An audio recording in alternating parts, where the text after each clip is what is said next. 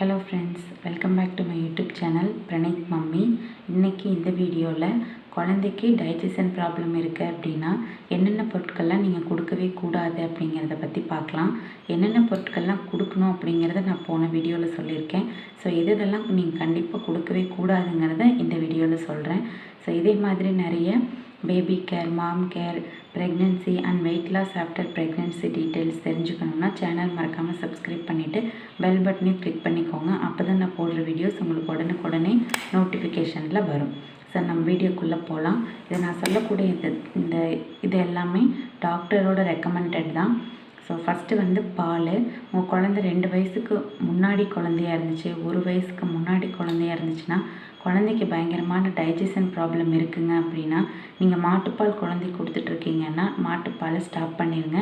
Powder milk கொடுக்க start பண்ணிடுங்க. Digestion problem, constipation problem, loose motion problem, stomach infection இந்த மாதிரியான டைமில் உங்கள் குழந்தைக்கு நீங்கள் பால் கொடுக்கறத ஸ்டாப் பண்ணுறது தான் பெஸ்ட்டு. அதுக்கு தான் பவுடர் மில்க்குன்னு இன்ட்ரடியூஸ் பண்ணியிருக்காங்க. பவுடர் மில்க்கு நீங்கள் கொஞ்ச நாளைக்கு கொடுக்கலாம். அதுக்கு அடுத்தது பால் சார்ந்த உணவுகளை இந்த மாதிரியான டைமில் கொடுக்காமல் இருக்கிறது தாங்க பெஸ்ட்டு. பால்கோவா இல்லைன்னா பால் ரிலேட்டடாக இருக்கக்கூடிய மாட்டுப்பாலில் நிறைய கிருமிகள் இருக்குங்க. ஸோ அதுவே உங்கள் குழந்தைக்கு வயிற்றுக்குள்ளே போய் டைஜஸ்ட் ஆகாமல் இருக்கிறதுக்கு அதுவும் ஒரு காரணம் தான். ஸோ மாட்டுப்பால் அண்ட் பால் சம்மந்தப்பட்ட உணவுகளை கொஞ்ச நாளைக்கு தவிர்த்து வச்சிங்கனாலே உங்கள் குழந்தையோட வயிறு ஆட்டோமேட்டிக்காக நல்லபடியாக ஃபங்க்ஷன் ஆக ஆரம்பிச்சிடும். அடுத்தது இனிப்பு வகைகள்ங்க. எந்த ஸ்வீட் வெரைட்டிஸுமே கொடுக்கக்கூடாது. எண்ணெயில் பொரித்து எடுக்கிற எந்த பொருட்களுமே இந்த டைமில் கொடுக்கக்கூடாது. நெய், சீஸ் கூட இந்த மாதிரியான இன்டைஜஷன் டைமில் கொடுக்கக்கூடாது. நெய் நல்ல ஆயிலி கண்டென்ட் நிறைஞ்ச ஒன்று அப்படிங்கிறதுனால இந்த மாதிரியான டைமில் அதை நீங்கள் கொடுக்காமல் வச்சுருக்கிறது தாங்க நல்லது. முக்கியமாக முட்டை. இந்த லூஸ் மோஷன் போகிற டைமில் முட்டை கண்டிப்பாக கொடுக்கக்கூடாது. இந்த டைஜஸ்டே குழந்தைக்கு ஆகாமல் வாமிட் பண்ணிகிட்டு இருக்காங்க, வயிறு வலிக்குதுன்னு சொல்கிறாங்க, இந்த மாதிரியான டைமில் கண்டிப்பாக நீங்கள் முட்டை கொடுக்கவே கூடாதுங்க.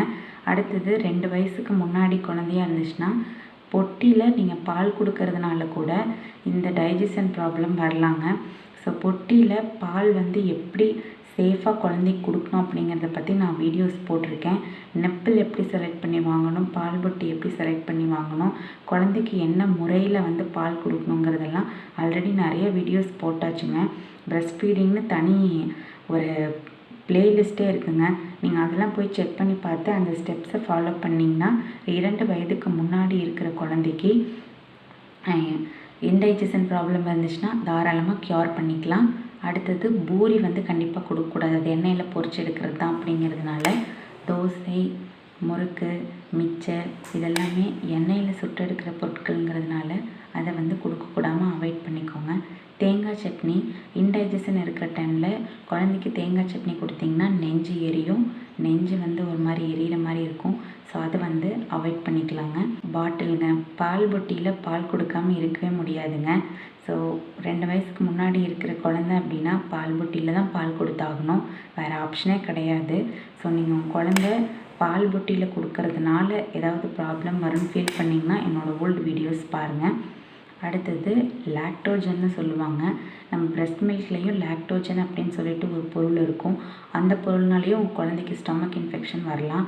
ரொம்ப ஏர்லியாக குழந்தை 1 மாதம் 2 மாத குழந்தை இல்லைன்னா 1 இயர்க்குள் உட்பட்ட குழந்தை, 6 மாதத்துக்கு உட்பட்ட குழந்தை, பால் மட்டுமே குடித்து கொண்டு இருக்கிற குழந்தை அப்படின்னா அந்த குழந்தைக்கு ஸ்டொமக் இன்ஃபெக்ஷன் வர்றதுக்கு சான்ஸே கிடையாது.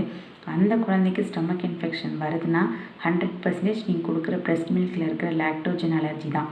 அதே மாதிரி 6 மந்த்துக்கு அப்புறம் நீங்கள் குழந்தைக்கு பவுடர் மில்க் கொடுத்துட்ருக்கீங்க அப்படின்னாலும் பவுடர் மில்க்லேயும் லாக்டோஜன் இருக்கிற பவுடர் மில்க் இருக்குது, லாக்டோஜன் இல்லாத பவுடர் மில்க் இருக்குது. ஸோ நீங்கள் பவுடர் மில்க் தாங்க கொடுத்துட்ருக்கேன் நான், அந்த குழந்தைக்கே ஸ்டமக் இஷ்யூஸ் வருதுங்க அப்படின்னா நீங்கள் லாக்டோஜன் உங்களோட பவுடர் மில்கில் இருக்கான்னு செக் பண்ணி பார்த்துட்டு லாக்டோஜன் இல்லாத மாட்டுப்பாலில் இருந்து தயாரிக்கப்படாமல் சோயா பீன்ஸ்லேருந்து தயாரிக்கப்படக்கூடிய பவுடர் மில்க் தான் கொடுக்கணும்.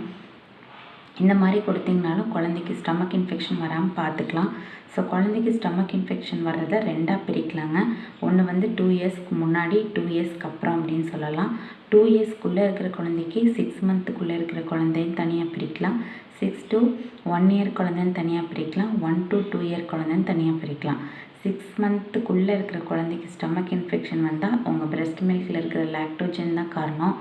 இந்த வீடியோ உங்களுக்கு யூஸ்ஃபுல்லாக இருக்கும்னு நினைக்கிறேன். இதே மாதிரி நிறைய வீடியோஸ் பார்க்கணும்னு நினச்சிங்கன்னா என்னோடய சேனல் மறக்காமல் சப்ஸ்கிரைப் பண்ணிக்கோங்க. பெல் பட்டனையும் கிளிக் பண்ணிக்கோங்க. தேங்க்யூ.